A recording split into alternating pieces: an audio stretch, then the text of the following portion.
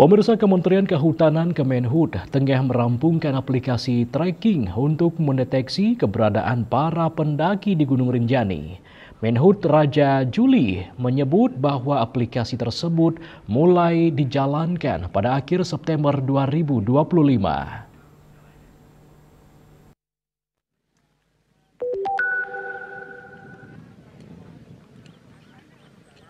Kementerian Kehutanan Kemenhut tengah merampungkan penyediaan aplikasi tracking yang dapat mendeteksi keberadaan atau posisi para pendaki di area Gunung Rinjani. Menteri Kehutanan Raja Juli Antoni saat ditemui di kantor Kemenhut, Jakarta, Rabu 13 Agustus mengatakan aplikasi tersebut merupakan produk kolaborasi bersama Federasi Mountaineering Indonesia (FMI) dan telah diuji coba.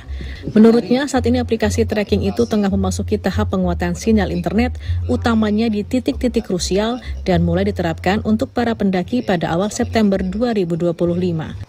Jadi kalau setiap kali orang sudah start ya dari Sembalun misalkan, dengan handphone kita bisa nge-track mereka. Jadi semacam tracking ya.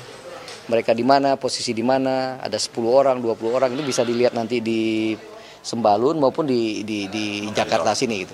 Jadi in case ya, nauzubillah nanti ada yang terjatuh ya, dengan cepat nanti kita akan tahu titiknya di mana itu.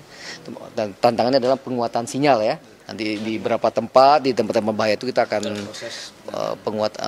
penguatan itu. Raja Juli menyebut penerapan aplikasi tracking di Rinjani menjadi pilot project dan ke depan penggunaannya akan diperluas ke gunung-gunung yang lain guna mencegah terjadinya kecelakaan saat mendaki gunung serta memudahkan pencarian maupun evakuasi jika terjadi insiden. Dari Jakarta, Cahya Sari, Anggah, Kantor Berita Antara mewartakan.